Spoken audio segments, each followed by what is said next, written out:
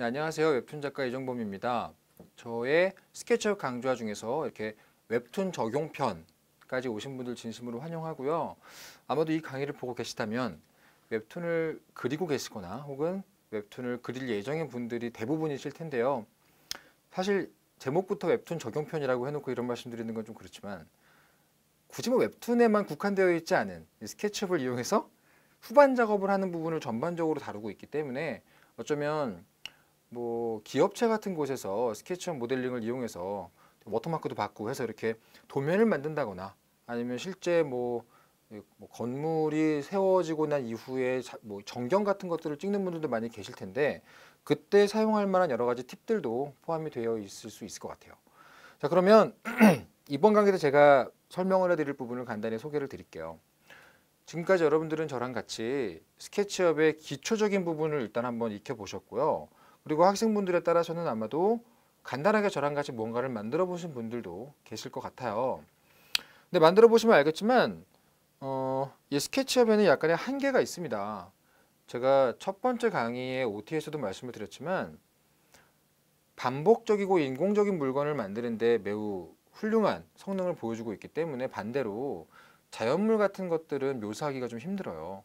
이 컴퓨터가 굉장히 힘들어하고 정보량이 너무 많기 때문에. 그런데 우리 웹툰을 만드는 입장에서 보자면 자연물을 어떻게 배경으로 넣을 것인가도 굉장히 중요한 부분이잖아요. 그래서 이번 강의를 통해서 어떻게 그 스케치업의 태생적인 한계를 우회할 수 있는지를 알려드릴게요. 몇몇 선구적인 웹툰 작가들이 정말 여러 해 동안 연구를 해서 자기만의 그림체로 자연물을 이 스케치업 모델링 안에 교묘하게 섞어 놓는 방법을 발견했어요. 저희한테 배우신 분들도 계시고 아직 모르시는 분들도 계실 텐데 제가 실제 예시를 통해서 보여드릴 예정입니다. 지금 보실 이 장면은요, 사실 스케치업을 어떻게 쓰느냐에 따라서 너무나 다르게 보일 수도 있지만 지금 엄청난 한옥이죠. 이 한옥은 전부 다 스케치업이에요. 3D 같이 보이죠. 하지만 이 주변에 보시면 저 나무들 그리고 풀숲처럼 보이는 것들, 이것들은 사실은 손으로 그린 겁니다. 근데 이걸 어떻게 이 3D 배경인 상태에서 옆에다가 심어 놓을 수 있었을까? 이거는 정말 많은 분들이 궁금해하시는 팁이고요. 그리고 사실 다른 강의에서는 보실 수가 없어요. 왜냐면 제가 정말 열심히 찾아봤는데 아직 이 부분을 건드린 교재가 없더라고요. 이번 강의에서 정말 궁금증 모두 다 해결해 드리도록 하겠습니다. 지금 보시는 것도 제가 처음 예전 OT 때 보여드렸지만 이게 바로 3D 형태의 모습이고요. 이거를 이번 강의에서 저와 함께 후반 작업을 배우고 나면 지금 보시는 것과 같은 웹툰의 배경으로 바꾸실 수가 있어요. 이 전에 보신 그림은 굉장히 3D 모델링 같지만 지금 보신 이 그림은 엄청나게 2D 같죠. 다시 말해서 이번 강의의 핵심은 이겁니다.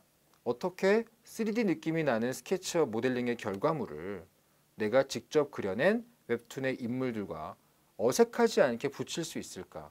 그걸 짧게 말하면 합성 기술이지만 크게 말하면 어울리게 만들기 위한 모든 종류의 꼼수를 다 알려드릴 거예요. 두 번째 스케치업의 한계라고 볼 수 있는 것은 사실 스케치업이 선이 깨질 수가 있죠.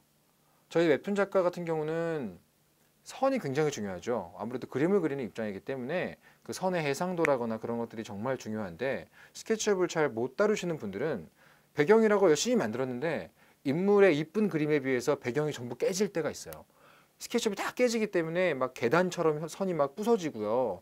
그럴 땐 일부러 막 흐릿하게 막 보이도록 하기도 하고 여러 가지 방식을 쓰시는데 그 부분은 사실은 아주 간단한 팁들을 이용해서 이 웹툰 배경에 어울리게 깔끔한 선으로 뽑는 방법들이 있습니다.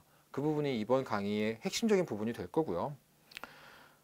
인물과 어떻게 어울리게 만들 것이냐에 대한 여러 가지 팁들을 저에게 배우시다 보면 스케치업의 숨겨진 기능들을 많이 탐구하시게 될 거예요. 이를테면 스타일이라는 창이 어떤 기능을 갖고 있는가, 내가 지금까지 알던 스케치업과는 전혀 다른 형태의 모습을 보여줄 수 있는 스케치업의 다양한 스타일들도 참고하실 수가 있고요. 뭐 실제로 저희가 어떻게 이 모델을 이 배경에 사용했는지에 대한 예시는 강의를 하는 도중에 보여드리도록 하겠습니다. 근데 여기서 한 가지 여러분들이 미리 숙지하실 게 있어요. 뭐냐면 결국은 스케치업을 이용해서 만든 모델을 우리가 2D 그림으로 뽑아낼 거예요. 추출을 해낼 겁니다. 그렇게 만들어진 2D 그림들을 어디에서 우리가 후반 작업을 할 거냐면 포토샵이라는 프로그램을 사용할 거예요. 근데 여기에서 한번 포토샵을 전혀 다뤄보지 않으신 분들의 입장에서는 좀 어려움이 있을 수도 있죠. 제가 알려드리는 내용들이 기본적으로 포토샵을 활용하고 있지만 복잡하거나 어려운 내용을 다루지는 않을 거라고 약속을 드릴게요. 하지만 포토샵에 대해서 완전하게 모르고 계신 분들이라면 어쩌면 조금 어려움을 느끼실 수도 있겠다는 부분을 미리 알려드릴 것 같습니다.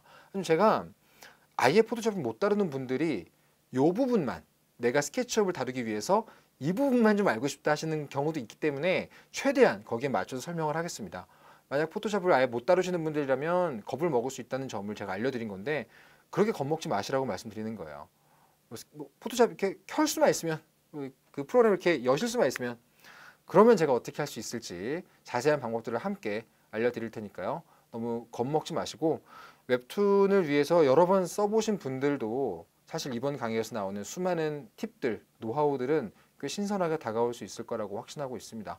자, 그러면 스케치업의 기초편에 비해서는 조금 더 짧을 수 있는 강의 연작이지만 훨씬 더 노하우로 가득 찬 단단하고 어떤 그 두꺼운 이야기로 가득 차 있는 강의가 될 것 같으니까요. 이번에도 중간에 여러분들 탈락하지 마시고요. 끝까지 아주 쉽게 설명해 드리는 저랑 함께 가보시길 바랍니다. 그러면 지금부터 한번 구체적인 웹툰 적용에 대해서 배워보도록 하죠.